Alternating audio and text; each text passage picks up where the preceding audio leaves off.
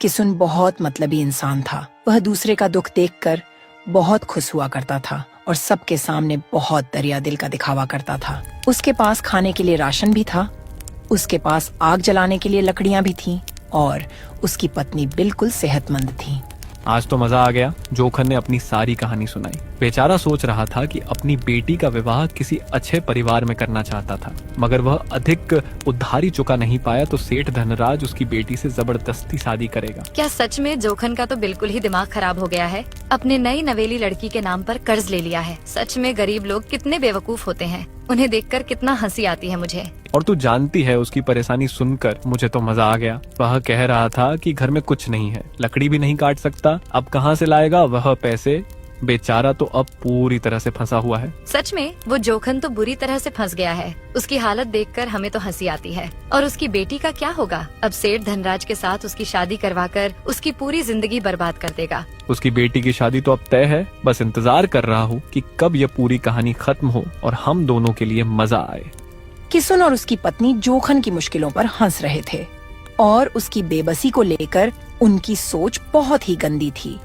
वे सोच रहे थे कि उसकी बेटी और उसके भविष्य को कैसे और भी मुश्किलों में डाल सकते हैं।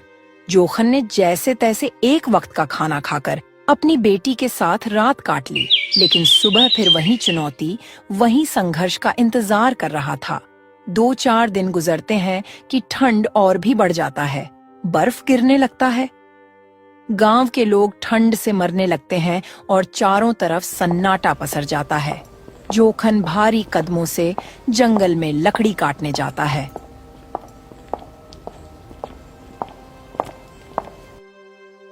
ठंड इतनी बढ़ जाती है कि उसके हाथ जकड़ जाते हैं। वह कोशिश करता है लेकिन ज्यादा लकड़ी नहीं काट पाता। वह लकड़ी का छोटा ढेर इकट्ठा करता है और उसे लेकर घर आ जाता है। वह घर आकर देखता है कि उसकी बेटी की तबीयत बहुत खराब हो गई थी। वह बेचारी कंबल में लेटी थी।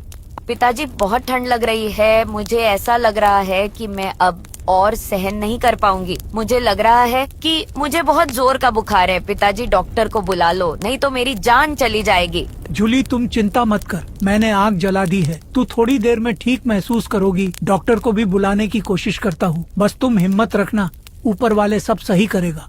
हे भगवान, मैं कैसे डॉक्टर को बुलाऊं? घर में पैसों की बहुत दिक्कत है। जोखन जैसे तैसे करके डॉक्टर के पास जाता है।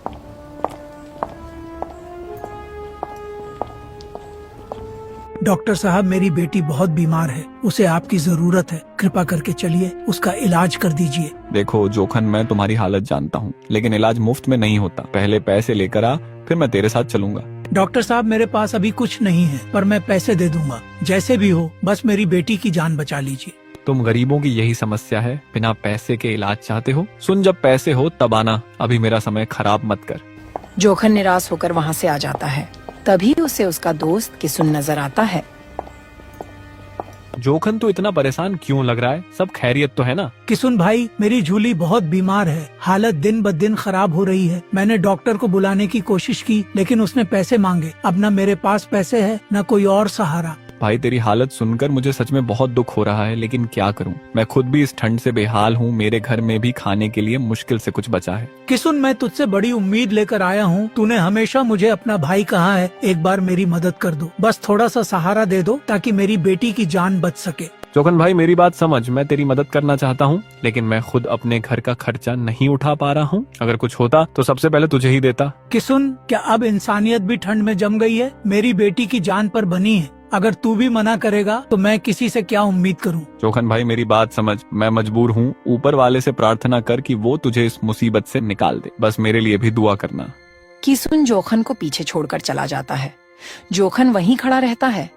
अपनी बेबसी को महसूस करता हुआ जोखन जंगल की ओर निकल पड़ता है। वह सोचता है कि कोई मदद नहीं करेगा, मुझे खुद ही सब करना होगा।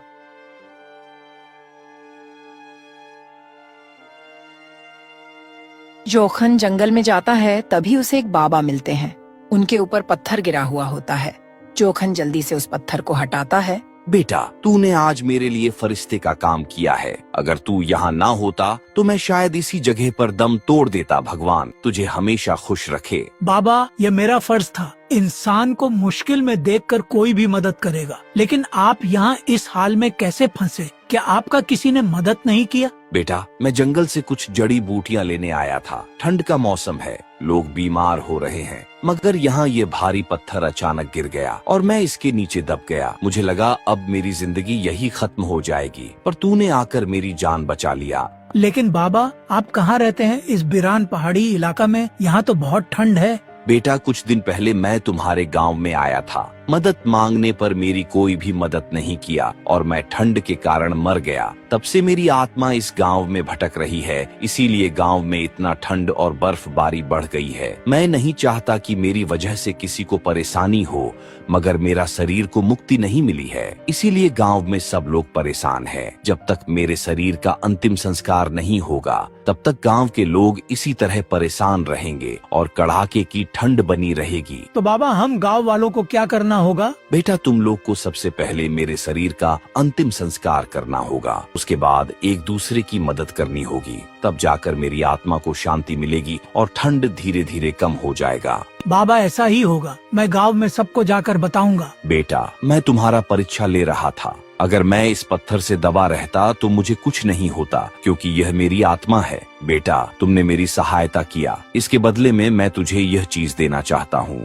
इसे मामूली मत समझना। ये बोतल तेरे बहुत काम आएगी, लेकिन इसे बिना वजह कभी मत खोलना जब तुम्हारे पास कोई रास्ता ना हो और तुझे लगे कि हर उम्मीद खत्म हो चुकी है, तब इसे खोलना। जोखन बाबा का धन्यवाद करता है। वह बाबा की ओर देखता है, लेकिन जब वह पलटकर दोबारा देखता है तो बाबा वहाँ से गायब हो चुके थे। वह अपने घर तुरंत जाते हैं।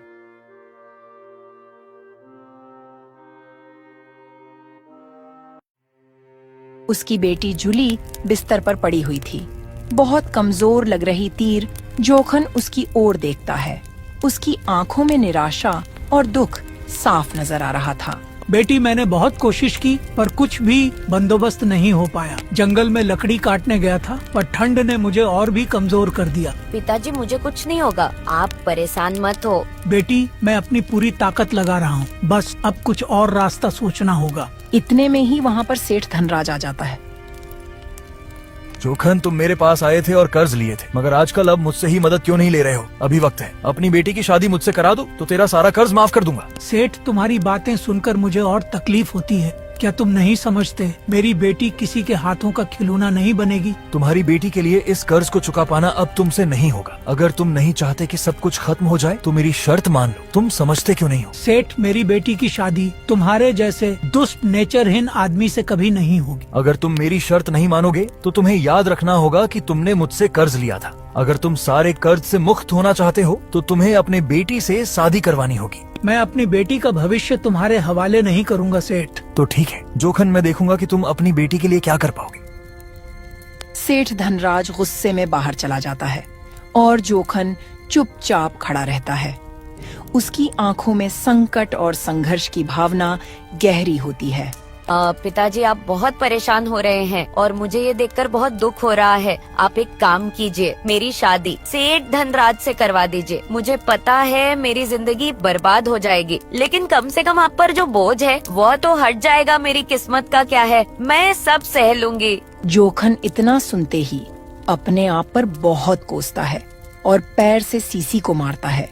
तभी सीसी से रोशनी निकलती है और उससे कुछ पैसे निकलते हैं। यह देखकर उसे साधु की बात याद आ जाती है।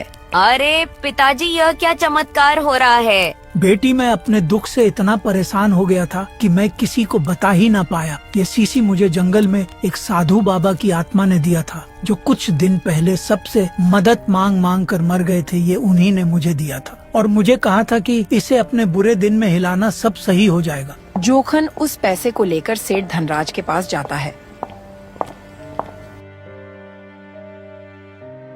और उसे दे देता है।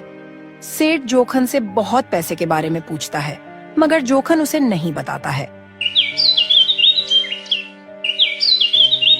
अब वह सभी गरीबों की सहायता करता है और गांव वालों को साधु बाबा की सारी बात बताता है। देखो गांव के लोग, अब की बार इतनी ठंड पड़ने का कारण है साधु का अभिशाप है। उन्होंने हम गांव वालों से मदद मांगी और हमने उन्हें मरने के लिए छोड़ दिया था। अब यह गांव शांत नहीं रहेगा। गांव वाले अब एकत्र होकर समाधान खोजने लगे।